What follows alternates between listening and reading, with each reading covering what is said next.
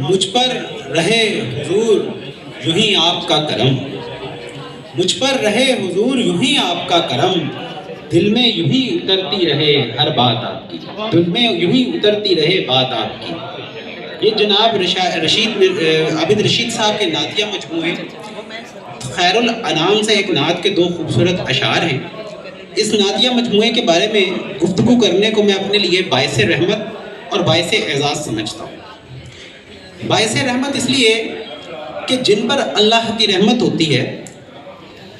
ان کے ساتھ منسلک ہو جانے والوں پر بھی اللہ کا کرم ہو جاتا ہے، اور جس پر اللہ تعالیٰ کی رحمت ہوتی ہے وہی نعت کہتا ہے، اور یہ رحمت عابد رشید صاحب پر ہو چکی ہے۔ اور ہمارا یہاں ہونا، اس موضوع پر گفتگو کرنا اور گفتگو سننا ہمارے لیے بھی، ہم سب کو ان کے ساتھ وابستہ کر رہا ہے، اور یہ سب کچھ ہمارے لیے بھی باعث رحمت ہے۔ باعث اعزاز اس لیے کہ جن لوگوں پر اللہ کی رحمت ہوتی ہے انہیں کو قدر و منزلت ملتی ہے، انہیں کو عزت و وقار ملتا ہے، اور ہم سب کے لیے یہ چیز باعث اعزاز ہے۔ عابد رشید صاحب کی پیدائش کراچی میں ہوئی، اور اس کے بعد یہ لاہور تشریف لائے، اور انجینئرنگ یونیورسٹی سے انہوں نے میکینیکل انجینئرنگ کی ڈگری حاصل کی۔ اس کے بعد کچھ جابز کی ہیں، اور اس کے بعد امریکہ روانہ ہو گئے۔ وہاں پر یہ 2 فعال متحرک ادبی تنظیمیں چلا رہے ہیں، سخنور شکاگو اور حریم نعت کے نام سے، اور خود بھی ایک متحرک شخصیت ہے وہاں پر۔ ان کی سب سے پہلی کتاب دھنک کے نام سے منظر عام پہ آئی، جس میں نظم بھی تھی، غزل بھی تھی، نعت بھی تھی، حمد بھی تھی۔ اب یہاں پر عابد رشید صاحب کو میں سب سے پہلے ان کی اس کتاب خیر الانام کے لیے مبارکباد پیش کرتا ہوں،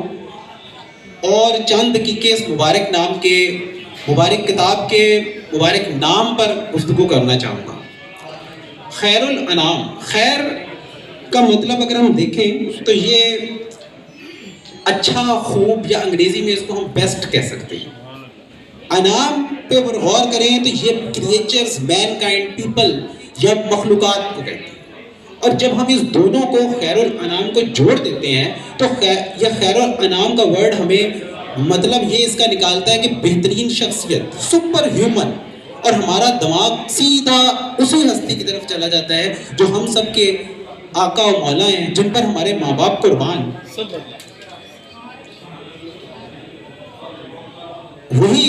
باعث تخلیق کائنات ہیں، وہی وجہ وجود جہان ہیں، وہی سرور بنی آدم ہیں، وہی سرور دو عالم ہیں، وہی رحمت دو عالم ہیں، وہی شب اسرا کے دھولا ہیں، اور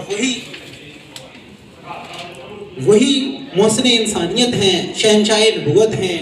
تاجدار رسالت ہیں، مصطفیٰ جان رحمت ہیں، شمع بزم ہدایت ہیں، وہی نوشہ بزم جنت ہیں، سیاہ افلاک ہیں، سیاہ لامکاں ہیں، نور مجسم ہیں، سید الثقلین ہیں، سید سمام القبلتین ہیں، تاجدار حرمین ہیں، خاتم المرسلین ہیں، سید المبلغین ہیں، رحمت للعالمین ہیں، راحت العاشقین ہیں، شمس العارفین ہیں، سراج السالکین ہیں، مصباح المقربین ہیں، جناب صادق الامین ہیں، محبوب رب العالمین ہیں، شہنشاہ مدینہ، قرار و قلب و سینہ، باعث نزول سکینہ ہیں، احمد مجتمع ہیں، ہمارے پیارے آقا حضرت محمد مصطفیٰ صلی اللہ علیہ وسلم۔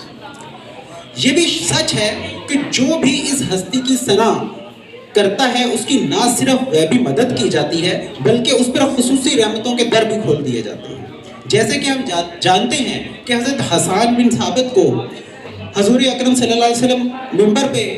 کھڑا فرما دیا کرتے تھے اور ان سے اپنی نعت سنا کرتے تھے، اور ایک جگہ روایت میں آتا ہے کہ حضور نبی کریم صلی اللہ علیہ وسلم ان کے تعریفی کلمات بھی ادا کرواتے تھے۔ اسی طرح ہی روایت میں آتا ہے کہ حضور صلی اللہ علیہ وسلم فرماتے تھے کہ جبرائیل کے ذریعے اللہ ان کی مدد فرما۔ اسی طرح حضور نبی کریم صلی اللہ علیہ وسلم نے ایک روایت میں آتا ہے کہ ان کو ایک کنیز، شیری نامی کنیز ان کو عطا فرمائی۔ اسی طرح ہی حضرت قعب بن مالک کے بارے میں حضور نبی کریم صلی اللہ علیہ وسلم کے سامنے انہوں نے جب حضور کا نعت کا شعر پیش کیا تو حضور صلی اللہ علیہ وسلم نے فرمایا اللہ کو یہ شعر کبھی نہیں بھولے گا۔ اسی طرح ہی یہ وہ لوگ تھے جن سے اللہ بھی راضی تھا، ان کا رسول بھی راضی تھا، اور وہ اللہ اور اس کے رسول سے راضی تھے۔ اب یہاں تھوڑا سا ایک عجیب سوال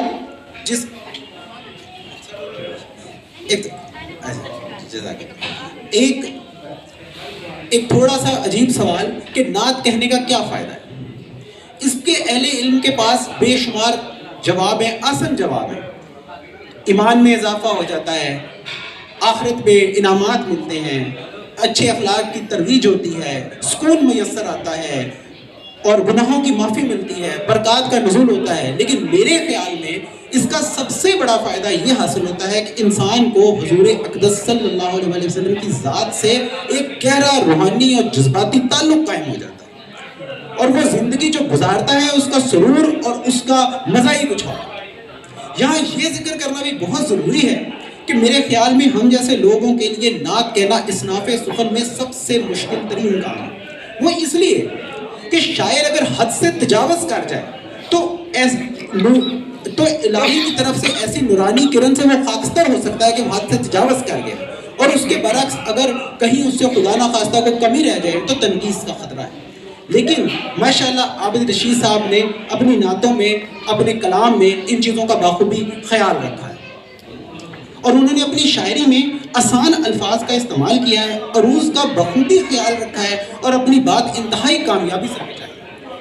اس اپنے کلام کو پرکشش بنانے کے لیے یا بے جا قوافی کا، مشکل قوافی کا استعمال نہیں کیا، اور انہوں نے ان تمام چیزوں سے گریز کیا ہے۔ ان کے کلام میں نعت بھی ہے، حمد بھی ہے، منقبت بھی ہے، دعا بھی ہے۔ تو اب دو شعر میں ان کے حمد کے آپ کے سامنے پیش کرتا ہوں۔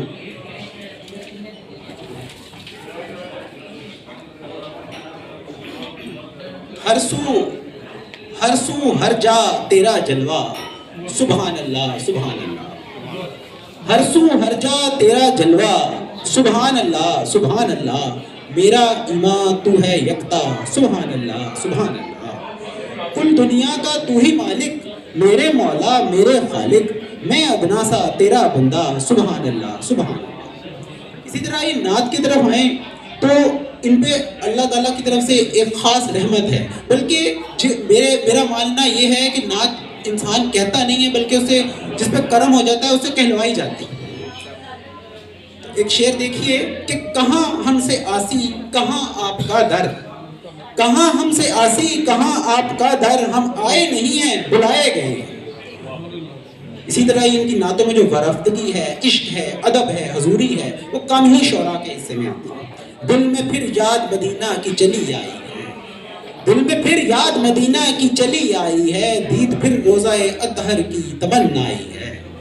کھل اٹھا نام وہ جس سے بھی جڑا آپ کا نام، کھل اٹھا نام وہ جس سے بھی جڑا آپ کا نام، آپ کے نام سے ناموں نے ضیا پائی ہے۔ اور خاک اٹھے در اقدس سے بروز محشر، خاک اٹھے در اقدس سے بروز محشر، جب بھی مانگی ہے دعا لب پہ یہی آئی ہے۔ اسی طرح ہی دو منقبت کے اشعار کہ اس وقت کا یزید ہو یا یزید وقت،